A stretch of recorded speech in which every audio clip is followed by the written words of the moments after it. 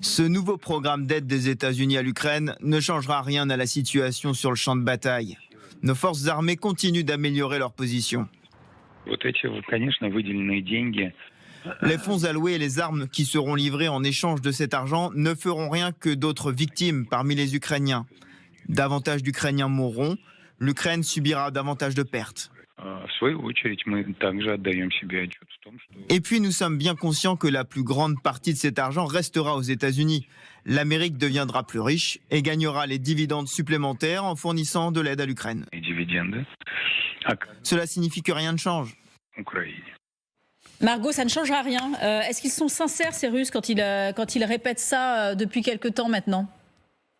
Écoutez, déjà, c'est la première fois aujourd'hui que le Kremlin réagit assez clairement sur cette aide américaine, puisque depuis quelques jours, on en parlait de manière assez évasive, mais cette fois-ci, le Kremlin dit assez clairement que ça aura des conséquences. On l'a entendu à l'instant dans les mots de Dmitri Peskov dans ce message audio, en disant que l'aide américaine n'aura pas de conséquences sur le front, mais que cela entraînera l'augmentation du nombre de morts ukrainiens. Ce qui veut dire, dans le langage russe, que la Russie va se préparer certainement à une riposte, comme c'est souvent le cas après l'annonce d'envoi d'armement occidental.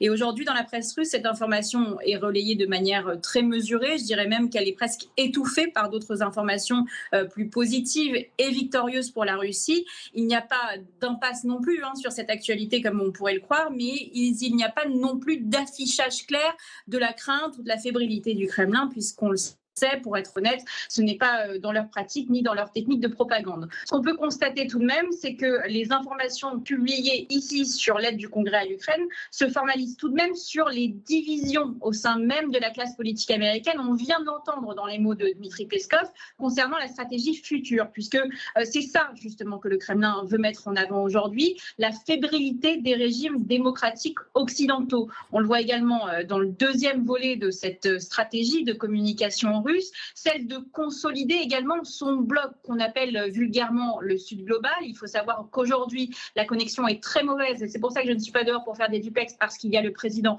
Aliyev, président de l'Azerbaïdjan, qui est aujourd'hui à Moscou. Et justement, ces alliances-là sont extrêmement importantes et on l'a vu avec la déclaration de la porte-parole du ministère des Affaires étrangères russe qui, elle, a dit clairement que les États-Unis agitaient les guerres dans le monde en soutenant avec cette enveloppe Israël, Taïwan et l'Ukraine. C'est donc un clin d'œil très clair à ses alliés actuels sur la scène internationale dont la Russie a besoin, la Chine et les pays arabes. Merci beaucoup Margot, merci pour toutes ces précisions. Pour le coup, c'est très intéressant d'avoir, je ne vais pas dire l'œil de Moscou, mais un œil à Moscou pour pouvoir décrypter cette communication constante du Kremlin. Colonel Goya, on se dit qu'il y a 1 à 2 semaines avant que l'armement américain puisse arriver, là, très vite. Est-ce que pendant ces 1 à 2 semaines, les Russes vont tout donner ? On voit qu'à Tchatchiviar, déjà, ça redouble encore plus d'intensité depuis ces dernières 24 heures. Oui, peut-être, mais dans les faits, il ne faut pas s'attendre non plus à une percée, à quelque chose de décisif. Depuis le mois de janvier, donc ça fait 4 mois, et ils ont réussi à s'emparer des 2 tiers de la surface, des 2 tiers de la principauté de l'Andorre. Donc c'est quand même pas phénoménal, quoi, comme pour l'armée russe. Donc oui, ils peuvent continuer à exercer la pression. Et, de toute façon, c'était quoi qu'il arrive, c'était leur stratégie, de presser perpétuellement cette ligne de front, le ciel et la ligne de front. Ils vont peut-être mettre un coup d'accélérateur maintenant, si tant est qu'ils puissent le faire, parce qu'ils étaient déjà quand même un peu à fond, quoi. Mais sans espoir quand même d'obtenir la décision. Ils ne vont pas arriver jusqu'à Kramatorsk. Ils ne vont pas arriver à faire tomber Tchatchiviar dans les 2 semaines, là. Vous y croyez pas? Non, ça paraît difficile. Ils peuvent avancer, bien sûr, ils peuvent grignoter, continuer à prendre des villages, mais en fait, ça ne change pas grand-chose à la situation stratégique. Alors, toujours l'objectif symbolique affiché avec, vous savez, le 9 mai, tous les ans, on en parle. Les Russes qui veulent dire qu'ils veulent rapporter une grande victoire pour le 9 mai, ça avait été le cas pour Bakhmout, enfin bref. Donc là, ils vont vouloir dire oui, Tchatchiviar. Ce qui, a priori, n'a jamais fonctionné depuis le début de cette guerre. La première année, j'étais à Kryvyi, je me rappelle, le 9 mai, on disait ils vont taper comme des malades sur Kryvyi parce que c'est la ville de naissance de Zelensky. Il n'y avait rien eu.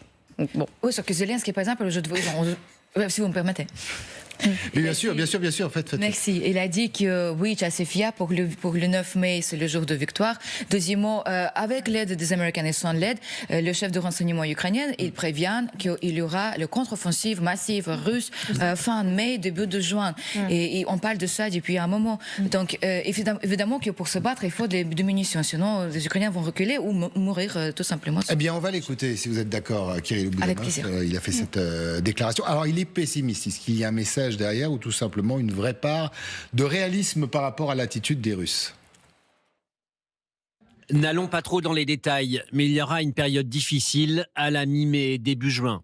L'armée russe mène une opération complexe. Nous pensons qu'une situation plutôt difficile nous attend dans un futur proche.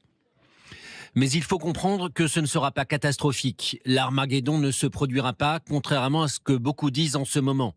Mais il y aura des problèmes à partir de la mi-mai. On disait du réalisme. Et vous savez pourquoi je pense, M. Boudanov, il a parlé hier, c'était hier, il me semble. C'était hier soir à la télé. Parce que j'ai écouté l'interview entre M. Zelensky et NBC News. Et il avait les questions de la part de journalistes. Combien de temps ça va durer la guerre? Combien de temps les Américains vont soutenir la guerre en Ukraine? Et donc, et puis, succès. Vous nous promettez d'où vient cette réponse de M. Zelensky qui a dit on a une chance peut-être de se battre, de se tenir et de reconquérir quelque chose. Mais j'ai l'impression qu'il y a une presque ping-pong assez passive-aggressive, dans le sens que la journaliste pose la question combien de temps? Lui, il dit ça dépend de votre efficacité. À quel point vous allez en vitesse à nous envoyer l'aide quand on vous réclame depuis un moment. Deuxièmement, est-ce que le succès est garanti? Est-ce que vous allez percer? Est-ce que vous allez avoir la victoire? Parce que d'ailleurs, vous savez qu'il y avait 137 amendements dans la loi qu'ils ont voté dans ce package de l'aide. 137 amendements, parmi lesquels, par exemple, il avait absolument nécessaire que le Congrès peut voter quand les Ukrainiens envoient des stratégie qui montre les buts stratégiques et les manières de C'était une demande républicaine, mais il y a quelques mois même. Comme s'ils n'ont plus de confiance. Ils manquent de confiance en stratégie des Ukrainiens. C'est ça ce que j'ai ressenti quand j'ai écouté cette interview. Il fallait surtout pour les Américains et pour les Républicains, il fallait faire passer le texte et ça a été quand même un dur combat. Donc ils étaient prêts à lâcher pas mal. Voilà, fallait justifier, on est d'accord. Oui, et ça c'est un crédit, ça reste un crédit, c'est pas juste un don. Colonel Goya, il y a une partie qui est en il y a une partie qui est par rapport à ce que dit Kirill Boudanov, même avec cette aide, en mai, il y aura des problèmes forcément. C'est marrant parce qu'on a l'impression qu'il change. Il voyait fin mai, début juin des difficultés. Là, il le redit. Ça ne sera pas l'effondrement, ça ne sera pas Armageddon, mais il y aura quand même des problèmes. Oui, bien sûr qu'il y aura des problèmes. L'armée russe reste légèrement supérieure, on va dire, en un certain nombre de domaines. Les avions, déjà. Oui, déjà, il manque toujours des avions. La situation dans le ciel sera toujours difficile. Donc la situation, oui, sera toujours difficile encore pendant quelques temps. Donc même en défensif, ça restera compliqué, c'est ça ce que ça veut nous dire ou pas? Ce sera moins compliqué, notamment au sol, certainement. Les Ukrainiens vont pouvoir résister plus facilement. De toute façon, dans ce type de guerre de position, on en parlait tout à l'heure, c'est le nerf de cette guerre de position, ce sont les obus d'artillerie. Voilà, vous avez des obus, vous en avez beaucoup, plus que l'adversaire, vous pouvez neutraliser la défense et vous pouvez avancer. Si vous n'en avez pas, vous pouvez faire beaucoup moins de choses, forcément. Donc la situation, oui, va être difficile pendant encore quelques mois, mais bon, après tout, le front, il n'a pas bougé véritablement depuis 1 an et demi. Il est probable qu'il ne bougera pas beaucoup, au moins encore cette année. En parlant d'obus et des équilibres, 3 millions d'obus livrés par la Corée du Nord à la Russie et visiblement le trafic continue. On est avec Ulrich Bouna, merci d'être avec nous. Ces jours, ces semaines plutôt, vous les voyez comment vous? Les semaines à venir? Oui. Écoutez, je pense que ça a été un petit peu dit par le colonel Goya, c'est-à-dire qu'effectivement les Russes restent à l'offensive, ils ont depuis au moins 3-4 mois repris l'initiative sur l'ensemble du front. On est véritablement sur un grignotage qui profite déjà d'une capacité supérieure en hommes et en munitions de la part des Russes. Le fait que l'aide américaine commence à arriver probablement assez rapidement, notamment pour l'artillerie, ça va probablement aider à stabiliser le front. Mais les problèmes de fond de l'armée ukrainienne, d'un manque global d'armement, d'un manque d'hommes aussi, qui est un problème vraiment interne à l'Ukraine, ces problèmes-là vont pas se résoudre d'un claquement de doigts, ça va prendre plusieurs mois. Et donc effectivement, dans ce cadre-là, il est possible que les Russes conservent l'initiative. Mais donc ça va dans le sens de ce que dit un peu Kirill Boudanov, mais effectivement, il est quand même peu probable que les Russes arrivent à réaliser une véritable percée, puisqu'ils ont eux-mêmes leurs propres problèmes, déjà en termes militaires, et aussi, juste depuis 1 an et demi, comme ça vient d'être dit, leur progression a quand même été relativement difficile et au prix de lourdes pertes. Ulrich Bouna, ce week-end dans le Parisien, vous déclariez que vous ne voyez pas d'offensive ukrainienne avant 2025. C'est un peu votre cas, c'est ce que vous nous disiez aussi. Vous faites partie de la team du colonel Goya, si j'ose dire. Donc là, on est sûr de ça, pas d'offensive au moins avant 2025. Non, oui, effectivement. Disons que si vous voulez, si on part du principe que les Ukrainiens vont avoir besoin effectivement de recruter quand même un certain nombre d'hommes, au moins probablement 100 000 peut-être. Donc effectivement, il va falloir déjà les recruter, ensuite les équiper. Il y a une question aussi ne fût-ce que budgétaire sur comment est-ce que tout ça va être financé. Il va falloir donc aussi les armer. Il va falloir aussi du coup récupérer des blindés, que ce soit de la part des Occidentaux ou de la part de futures usines qui vont commencer à monter en capacité courant 2024 et début 2025. Donc effectivement, dans ce cadre-là, il semble un peu difficile que les Ukrainiens reprennent l'initiative dans les prochains mois. Et l'autre problème, c'est qu'aussi, donc certes, il y a ce paquet de 60 milliards de dollars de la part des Américains, mais pour finalement planifier ce genre d'offensive et reprendre véritablement l'initiative, ça suppose aussi d'avoir de la visibilité sur ce qui va se passer ensuite. Il est très clair il semble peu probable côté américain qu'on puisse avoir d'autres paquets d'aide avant les présidentielles américaine de novembre, et côté européen, il faudra voir ce que les Européens sont capables de faire. Donc finalement, tout ça mis bout à bout fait qu'il est quand même peu probable que les Ukrainiens reprennent l'offensive dans les prochains mois.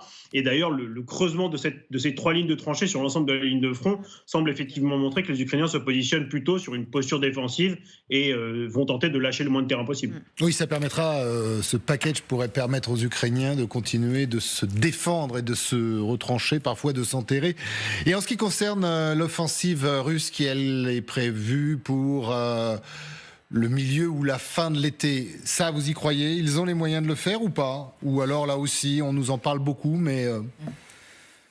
C'est difficile à dire. Je pense qu'il y a forcément un peu de communication de la part des Ukrainiens pour, entre guillemets, dramatiser les choses. Je pense que ça fait partie c'est un peu, voilà, la communication de guerre. Après, oui, du coup, les Ukrainiens étant en défensive, mécaniquement, les Russes vont continuer à tenter de prendre l'initiative. Néanmoins, finalement, côté russe, c'est un petit peu les mêmes problématiques en moins grave, mais n'ont pas non plus des capacités humaines finalement énormes. Et on ne voit pas, en tous les cas, à l'heure actuelle, véritablement de constitution de nouveaux corps d'armée côté russe qui permettraient de lancer, par exemple, 100 000 hommes quelque part au sud ou pourquoi pas sur Kharkiv. Donc dans ce cadre-là, on a plutôt l'impression d'être sur toujours cette tactique de grignotage pour essayer de voir un peu partout, pour essayer de voir un petit peu où les Ukrainiens peuvent reculer. Mais effectivement, une grande offensive, en tous les cas, à l'heure actuelle, donc au 22 avril, on n'en voit pas véritablement non plus le contour.